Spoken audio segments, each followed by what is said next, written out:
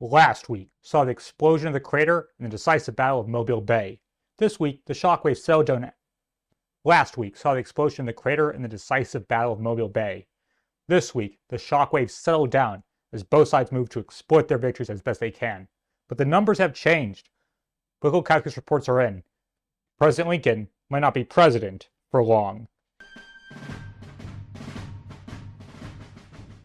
First, let's turn to Mobile, Alabama. Farragut won a great victory at sea, passing the forts and destroying the enemy fleet, even capturing the rebels' greatest vessel, the CSS Tennessee, not to mention their highest-ranking naval officer, Franklin Buchanan. Nearly 200 guns were brought to bear against the second fort of Mobile, the first, Powell, having surrendered officially on the 6th, but was effectively abandoned the 5th. Fort Gaines. Major General Gordon Granger on land has his small division surround Confederate Colonel Anderson's force. Despite being under orders from Brigadier General Richard L. Page at Fort Morgan, on the 8th, Anderson waves the white flag. Granger and Farragut move on to Morgan on the 9th. General Page is a cousin of Robert.E.Lee, because of course he is. Every Confederate commander has to be a relative of another.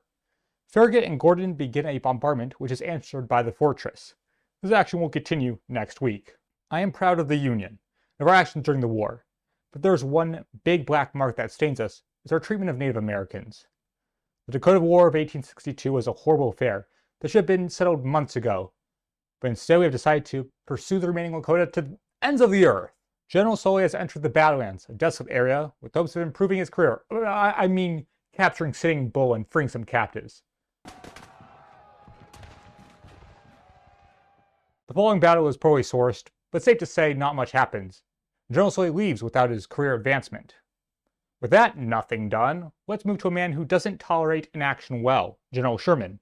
Last week ended mid-movement, as the military division he commands hopes to swing south and sidestep a lengthy siege. This means the 23rd Corps and the 14th Corps move against Utoy Creek, which is now defended by Rebel Major General William Bates. There's anger in our federal forces between Major General Schofield and Major General Palmer, commander of the two corps. Palmer outranks Schofield, but Schofield commands an army. At this point, it's clear Union command is running on improv rules. The 6th Schofield orders an assault. Colonel Riley leads a charge that is repulsed, losing 76 killed, 199 wounded, and 31 missing, for 306 total, while Bates lost between 50 to 20 total, or 50 to 20 total. Afternoon sees a flanking maneuver that forces Bates to fall back at another cost of hundreds of casualties. The 7th, with the help of the 14th Corps, now under the command of Brigadier General Jefferson C. Davis, a good leader who has only killed one of his superiors, again attacks.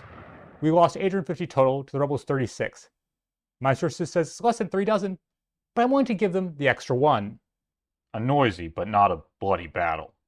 One casualty not reported is Sherman's hope for a quick victory.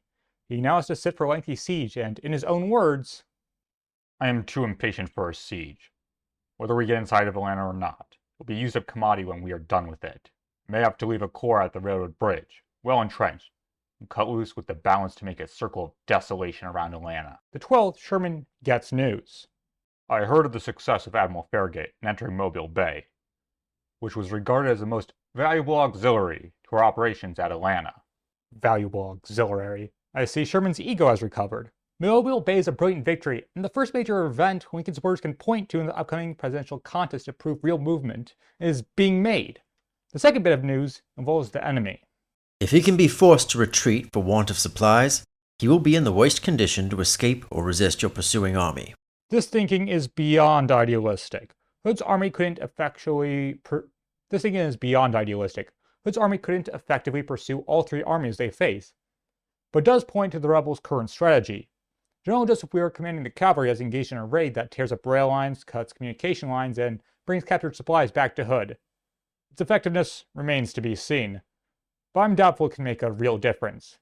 A cavalry commander who can make a real difference is Major General Sheridan, who has moved from Petersburg to Maryland to reclaim the Valley of Virginia. The 6th, he is in Monocacy. The 7th, he claims his command. He has much work to do, actually assembling his force, but he takes immediate action to ensure Lieutenant General Jubal Early stays south of the Potomac. The burning of Schaumburg by General McCausland has relit the fire in the heart of our Cavaliers. In dogged pursuit of the Confederate cavalry, General William Averill and his cavalry division brings battle. A number 2 to 1, it will require excellent planning and execution. Averill plans a surprise attack. They quickly capture enemy pickets, and quick time, a brigade is running through the tents of McCausland. This surprise secures victory. Averell suffered 31 casualties and the rebels 488. Early will never move north of the Potomac again. In response to this, Davis writes to Lee, I'm informed by Mr. Ould that nearly all of Sheridan's cavalry were reported to have gone up the Potomac, also some infantry. That a movement against the Weldon Railroad by infantry is proposed. It is thought idle to attack your entrenchments, but feasible to starve you out. An unofficial dispatch of the 11th instance again announces disaster to McCausland and Johnson near Moorfield. Lee's response is uncharacteristically cautious, not wishing to risk an assault against Grant, and doubtful to how many men went with Sheridan. The federal disaster at the crater should have been an opportunity for Lee. Maybe he read this situation and saw disaster in a counterassault. Or maybe he has grown idle himself. Now to the juicy part of this week, politics. Lincoln has an election coming up, and as I said, things are looking strained. He needs to prove to radicals he's making real advancements against slavery. To his own, that he is leading the country well, progressing policies. And to moderates, he is winning the war. First, for the radicals, he wants the Louisiana Constitution done. It was approved by convention, now it just needs ratification. So, he writes to General Banks. I have just seen the new Constitution adopted by the Convention of Louisiana. I'm anxious that it shall be ratified by the people.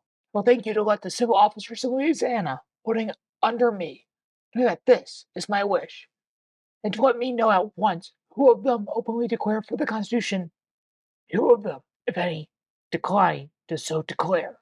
Yours truly, A. Lincoln.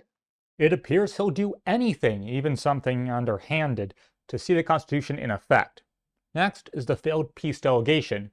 Lincoln only endeavored on it for its political implications.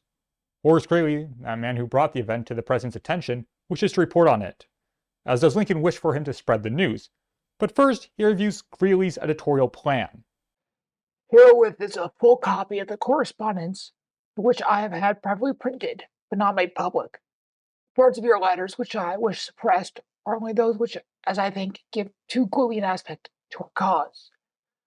Those which present the carrying of elections as a motive of action. I have, as you see, drawn a red pencil over the parts I wish suppressed. Still, as the parts of your letters related to Stephens contain nothing worse than question of my action, you ask a suppression of these parts. Yours truly, A. Lincoln. The Tribune, for which Greeley founded and writes, is one of the most popular in the nation, second only to my own. A favorable report could certainly help Old Abe in November. The 12th, President Lincoln meets with political insiders. Chief among them is Thurlow Weed. The man is currently without political office. The highest he has ever achieved is a seat in the New York Assembly. But he is a boss, with ginormous sway over New York State and, to a lesser but not insignificant amount, the rest of the nation. He warns Lincoln that the radicals aren't satisfied. He then suggests General Grant might be a challenger come election season. I don't know why Grant's name keeps getting thrown around in the presidency contest. He has no interest right now, but it is worrying. Weed wants further concessions from Lincoln for continued support, and Lincoln might have to give in. Then there is Sickles. He is back in the nation's capital to report to Lincoln. He speaks of Andrew Johnson, the president's running mate, of Sherman's Georgia battles, and of the Charleston prisoners. He is reimbursed for his expenses and hopes to gain a military command once more. Newspapers are even reporting that he is to lead African-American soldiers. But instead, a different task is proposed. Again, much anxiety exists as to the effects of the draft. Men must be had. Can't they be attained in some other way? You suggest General Daniel Sickles is idle. He's immensely popular with the war people of the state. He has great tact and address. We have the opinion with proper pliance he could raise 50,000 men in the state before election. This would be a great point. Politically, he would be ranked with us, and this he could be of immense service. General Hancock and General Hooker could also perform a similar service in this business in the state. Sickles would surpass either of them. That's where the week ends. One final domino stands at Mobile, but in actuality it's fallen. This bolsters Lincoln's chances, but it's not enough. If New York is at risk of swinging against Lincoln, just imagine Pennsylvania and Ohio. We need another victory, either Atlanta or Petersburg. Sherman's impatient siege has just begun. In Petersburg after the crater, will things turn around? That's for next week.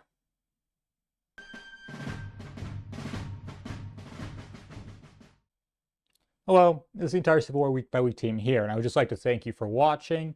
If you liked it, please like, comment, subscribe, yada yada, you all understand. I really do hope to see you next week.